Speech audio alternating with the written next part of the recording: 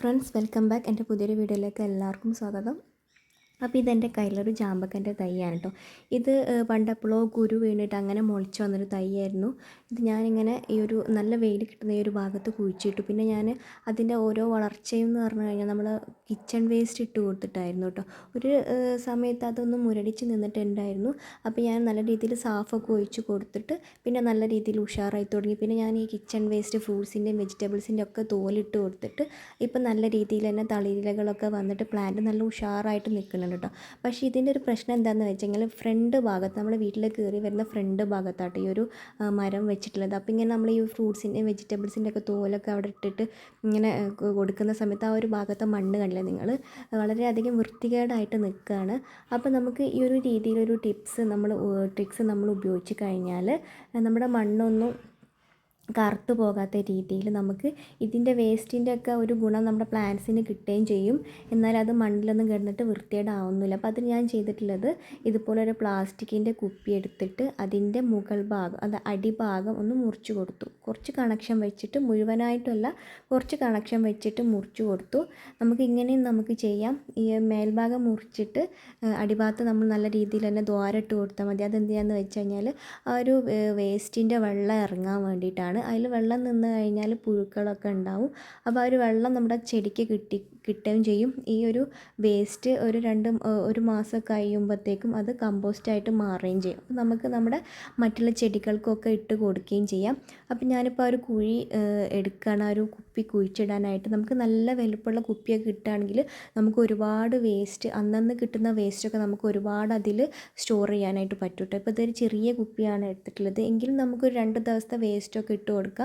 പിന്നെ അതൊന്ന് കമ്പോസ്റ്റായിട്ട് വരുന്ന സമയത്ത് ആ വേസ്റ്റ് ഇങ്ങനെ താന്ന് പോട്ടെ. അപ്പോൾ നമുക്കതിൻ്റെ മേലെ വീണ്ടും നമുക്ക് ഇട്ട് കൊടുക്കാം വേസ്റ്റുകൾ.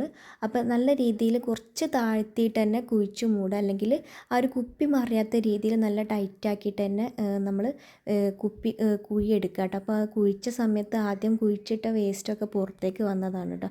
അപ്പോൾ ഇങ്ങനെ നമ്മൾ വേസ്റ്റ് ഇട്ട് കൊടുക്കുന്ന സമയത്ത് ഫ്രണ്ടിലൊക്കെ ആണെങ്കിൽ ആ ഒരു ഭാഗത്തുള്ള മണ്ണ് കറുപ്പ് കളറായിട്ട് മാറും കേട്ടോ. അപ്പോൾ ഒരു വൃത്തികേട്, നമുക്ക് അടുക്കളയുടെ ഭാഗത്തൊക്കെ ആണെങ്കിൽ പ്രശ്നമില്ല. പക്ഷെ നമ്മുടെ ഫ്രണ്ട് ഭാഗത്ത് തന്നെ ആവുന്ന സമയത്ത് എല്ലാവരും പെട്ടെന്ന് ശ്രദ്ധിക്കുന്ന ഒരു ഭാഗമായിരിക്കുമല്ലോ വീടിൻ്റെ ഫ്രണ്ട് ഭാഗം എന്ന് പറയുന്നത്. അപ്പോൾ അത് നമ്മൾ എത്രയും നല്ല വൃത്തിയിൽ നമ്മൾ വെക്കുന്നത് തന്നെയാണ് നല്ലത്.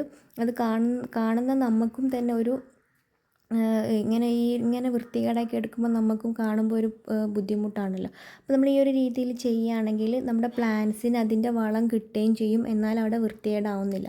അപ്പോൾ നമുക്ക് ഈ ഒരു വേസ്റ്റ് എടുക്കാനായിട്ട് നമുക്ക് വേവിക്കാത്ത എല്ലാ വേസ്റ്റുകളും നമുക്ക് എടുക്കാം കേട്ടോ. കിച്ചണിലുള്ള പഴത്തൊലി, ഫ്രൂട്ട്സിൻ്റെ തോലുകൾ, പച്ചക്കറിയുടെ എല്ലാ തോലുകളും നമ്മൾ എടുക്കുന്ന സമയത്ത് നല്ല രീതിയിൽ കഷ്ണങ്ങളാക്കാനായിട്ട് ശ്രദ്ധിക്കുക. പഴത്തൊലിയൊക്കെ ആണെങ്കിൽ ആ പഴത്തൊലി മുഴുവനായിട്ട് ഇട്ട് കൊടുക്കാതെ അതൊന്ന് കഷ്ണമാക്കിയിട്ട് അരിഞ്ഞിട്ട് നമ്മൾ കുപ്പിയിലേക്ക് ഇട്ട് കൊടുക്കുക. അപ്പോൾ അങ്ങനെ ആകുമ്പോൾ പെട്ടെന്ന് തന്നെ കമ്പോസ്റ്റായിട്ട് മാറും കേട്ടോ.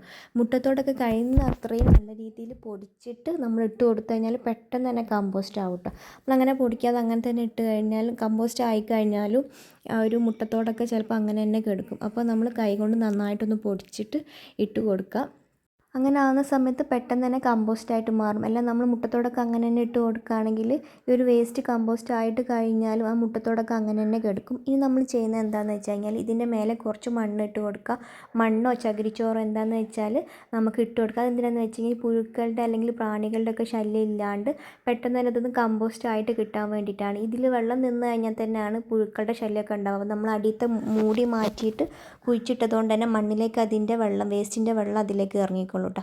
അപ്പോൾ നിങ്ങൾ ഇതൊന്ന് ട്രൈ ചെയ്ത് നോക്കുക. അപ്പോൾ എൻ്റെ ചാനൽ ആദ്യമായിട്ട് കാണുന്നവരാണെങ്കിൽ സബ്സ്ക്രൈബ് ചെയ്ത് സപ്പോർട്ട് ചെയ്യണേ. അതുപോലെ തന്നെ നിങ്ങളുടെ അഭിപ്രായങ്ങൾ കമൻ്റായിട്ട് രേഖപ്പെടുത്തുക. വീഡിയോ ഇഷ്ടപ്പെട്ട് കഴിഞ്ഞാൽ ലൈക്ക് ചെയ്യാനൊന്നും മടിക്കരുത്. അപ്പോൾ ഇതുപോലെയുള്ള മറ്റൊരു വീഡിയോ ആയിട്ട് വരാം. Thank you for watching.